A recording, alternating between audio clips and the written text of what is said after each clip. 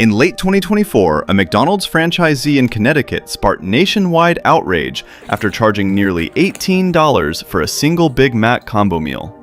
While this might seem like a somewhat extreme example, the world's largest fast food giant has been getting away with stealthily hiking prices far beyond inflation for years. That is, until the last couple of years. For decades, the fast food playbook was dead simple. The food didn't need to be gourmet, but it had to be dirt cheap. But as executive leadership chased short-term margin gains, ordinary customers started doing something McDonald's never saw coming. They stopped showing up. Okay, so pretty much anyone who's been through a drive-thru recently knows that fast food prices have become a complete joke. But to understand how we got here, we have to look back at why this company was so dominant in the first place. Historically, McDonald's was the envy of the corporate world. But its real secret wasn't actually selling burgers. It was a massive real estate empire. They built a machine powered by two pillars: insanely cheap food to drive foot traffic and collecting rent from franchisees. Foot traffic was the gasoline for their entire business, and for decades that engine was fueled by the legendary dollar menu. Until corporate executives asked a dangerous question. Why sell 3 burgers for $1 each when we can jack up the price, sell just one, and make the same profit with less work? If this breakdown is blowing your mind, hit that subscribe button right now and leave a comment below with what topic or brand we should cover in our next video. Between 2019 and today, average menu prices at McDonald's skyrocketed by over 100%, more than double the official rate of inflation. Everyday staples like hash browns or McMuffins surged by up to 140%. Something you used to grab on a whim without checking your bank account suddenly became an intentional, calculated expense. But this price surge wasn't an accident. It was driven by a quiet, aggressive shift in consumer psychology. Notice how over the last few years, traditional overhead menu boards were replaced by giant touchscreen kiosks and dynamic mobile apps. That wasn't just about modernizing the store, it was about menu engineering. When you order from a human cashier, there's social friction to spending $20 on fast food. But an algorithm on a kiosk doesn't feel judgment. It systematically prompts you to add a large drink, upgrade your fries, and try a limited-time dessert.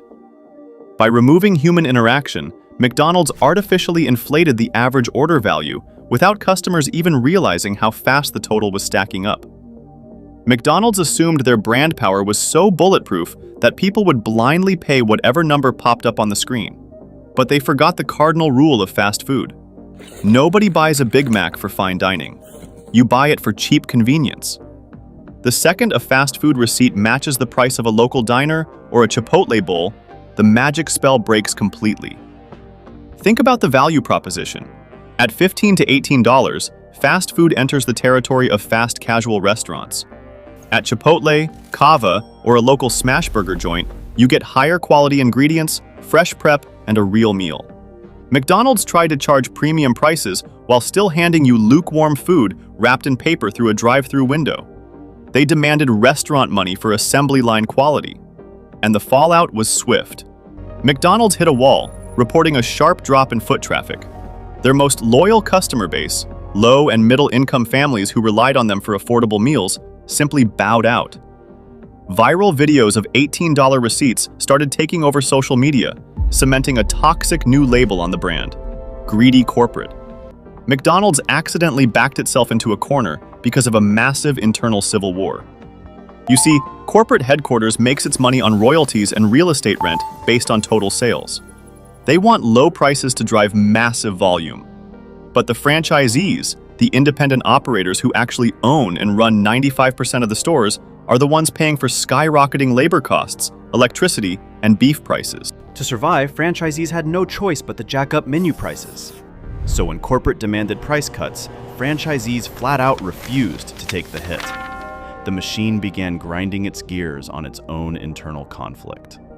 We dissect corporate breakdowns like this every single week. Make sure you're subscribed so you don't miss the next one, and tell me in the comments, what other company has lost its mind with pricing recently? Panicked by the sudden exodus of budget diners, corporate rolled out emergency promotions like the $5 meal deal. On paper, it sounded great. In reality, it was a tiny band-aid on a massive, gaping wound. Customers weren't buying it anymore, literally, because the trust was already broken. You can't spend 3 years squeezing your audience and then expect them to celebrate a temporary discount. To make matters worse, the market moved on. Fast casual spots, grocery store grab-and-go meals, and food delivery apps stepped in to fill the void. By pricing themselves out of the budget tier, McDonald's didn't just lose customers, they handed them directly to their competitors on a silver platter. What McDonald's failed to realize is that brand loyalty in fast food is paper thin. Nobody has an emotional connection to a factory-made chicken nugget. The loyalty was strictly to the price point. Once you break the bargain of affordability, you force your customers to shop around, and once they discover better alternatives, they never come back. The fall from grace of the Golden Arches is a brutal wake-up call for modern business. You can dominate an industry for decades, but the second you treat your core audience like a piggy bank you can endlessly tap into, you dismantle your own foundation. When fast food loses its affordability, it loses its entire reason to exist. If this video gave you a fresh perspective on corporate strategy, hit subscribe, leave a like, and don't forget to write in the comments what video topic we should tackle next. Thanks for watching, and I'll see you in the next one.